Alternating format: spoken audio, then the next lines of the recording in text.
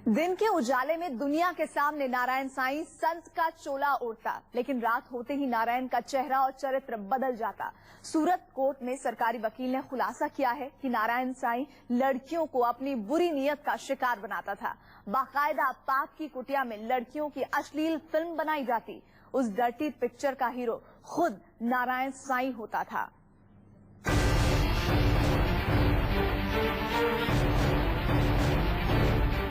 ये नारायण अय्याश है, ये नारायण भगोड़ा है, ये नारायण 5 लाख इनामी है, ये नारायण डर्टी पिक्चर का हीरो है। हे नारायण, तेरे कितने पाप।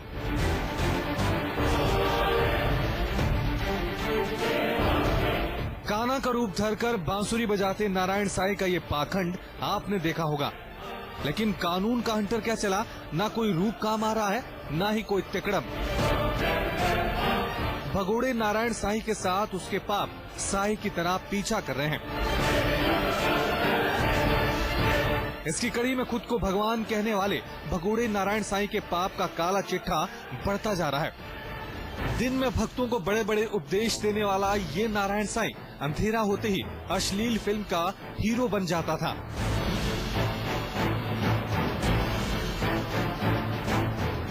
दिन के उजाले में नारायण के जिस चेहरे को दुनिया जानती थी, रात को नारायण साईं का वो चेहरा और चरित्र दोनों बदल जाते थे। न जुबान पर उपदेश होते थे, न ही जहन में अध्यात्म का आडंबर। नारायण का ये अवतार डर्टी पिक्चर के हीरो का होता था। जी हाँ, हर रात नारायण साईं अपनी गुप्त कुटिया में लड़कियों की आबरू से खिलवाड़ करता था और उसकी ब्लू ब्रिगेड बकायदा पाप का वीडियो बनाती थी।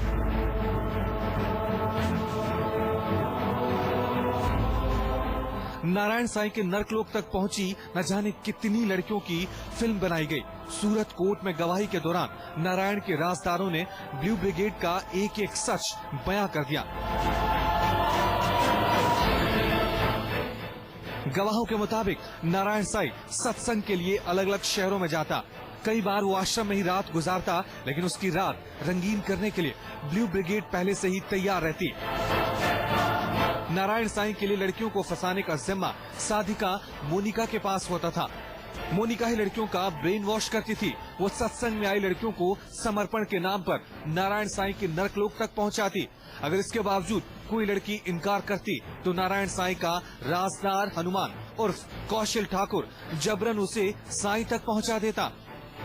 अगर लड़की तैयार नहीं होती है तो हनुमान ने मुझे बताया था कि कई लड़कियों को तो जबरदस्ती कमरे में बंद कर दिया जाता है, यानी नारायण की कुटिया में जबरदस्ती भी बंद कर दिया जाता है। जैसे शिकार बनी लड़की नारायण साईं के नर्कलोक में पहुंचती, हनुमान अपने हाथ में कैमरा उठा लेता और साधिका मोनिका नारायण की गुप्त कुटिया के बाहर पहरेदारी करती। गुप्त कुटिया के अंदर नारायण साईं बेबस लड़कियों की इज्जत से खिलवाड़ करता। इस दौरान हनुमान कुटिया के बाहर बनी खिड़की से अश्लील फिल्म बना लेता। शिकार बनी लड़की इस बात से पूरी तरह बेखबर रहती थी और उसकी आबरू कैमरे में कैद हो जाती। पूर्व साधुकों के मुताबिक नारायण साईं अय्याशी का इतना आदी हो चुका था कि रात गुजारने के लिए उसे 4 से 5 लड़कियां चाहिए होती। इतना ही नहीं, भगोड़े नारायण साईं के लिए खास तौर पर सेक्स वर्धक दवाएं मंगाई जाती। कहा जाता है कि नारायण साईं की ब्लू ब्रिगेड के पास न जाने कितनी लड़कियों की अश्लील सीडी मौजूद है। हर सीडी में शिकार बनी लड़कियां अलग होती, लेकिन हीरो नारायण साईं ही होता। पुलिस अब नारायण साईं की शिकार बनी लड़कियों से पूछताछ कर रही है ताकि पता चल सके कि ब्लू ब्रिगेड ने कितनी लड़कियों की अश्लील फिल्में बनाई, कितनी लड़कियों को अश्लील फिल्मों के जरिए ब्लैकमेल किया गया।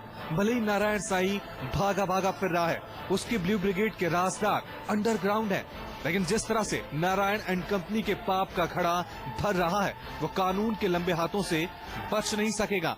नारायण की ब्लू ब्रिगेड न सिर्फ लड़कियों की ब्लू फिल्म तैयार करती थी, बल्कि उसके हर पाप में बराबर की हिस्सेदार भी होती थी। इस ब्रिगेड के 2 मुख्य चेहरे मोनिका और हनुमान हुआ करते थे। मोनिका लड़कियों का इंतजाम करती और हनुमान उनकी ब्लू फिल्म तैयार करता था। यही वजह है कि इस खुलासे के बाद अब पुलिस ने इस ब्लू ब्रिगेड की तलाश तेज कर दी है। कैमरामैन अखिलेश ठाकुर के साथ संकेत पाठक, मुंबई, न्यूज 24। भगोड़े नारायण साईं के पाप का घड़ा क्या भरा, एक एक करके उसके पाप दुनिया के सामने आ रहे हैं। साईं के राजदार बताते हैं कि अय्याशी की लत ने उसे अंधा बना दिया। हर दिन नारायण साईं को नई लड़कियां चाहिए होती थीं। हर आश्रम में अय्याशी के लिए नारायण साईं ने पाप की कुटिया बनाई। अय्याशी के लिए साईं ने सारे इंतजाम किए हुए थे। के डर की दिवाली निराली पुण्य व भाग्य बनाए, जोगी के डर की दिवाली निराली पुण्य व भाग्य बनाए। जो लड़कियों के साथ उनका रिलेशन हो चुका होता था तो उनको दूसरी बार उनके पास जाने का मौका नहीं मिलता था, और दूसरी जो कोई नई लड़की आती थी तो उनको उसके सामने जाने का ये लोग मौका दिया करते थे। हाँ, ब्रेन वॉश ऐसे किया जाता है, पहले भी जैसे एक तो ये बार बार जो है लड़की को ऐसा कहते हैं भी तू गोपी है, तू गोपी है, भगवान कृष्ण है, भगवान अगर तुझे स्पर्श करेंगे तो तेरे जन्मों जन्मों के पाप मिट जाएंगे, तेरा प्रारब्ध कट जाएगा, तेरे पुण्य उदय होंगे। लड़कियों को गोपी और खुद को कृष्ण बताकर नारायण आश्रम में भगवान बन गया और पाप की तरफ शुरू कर दिया समर्पण और एकांतवास का खेल। आरोप है कि उसे हर बार नई लड़की का साथ चाहिए होता था। ये आरोप कोई साधक नहीं, एक पूर्व साधिका ही लगा रही है।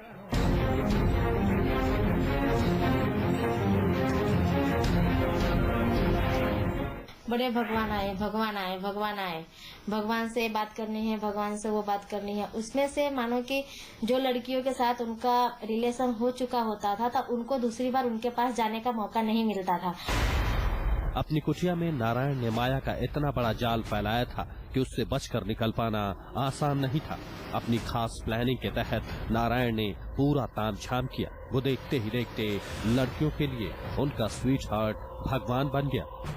जुल्म, दहशत और अंधेरे से भरा था नारायण का नर्कलोक।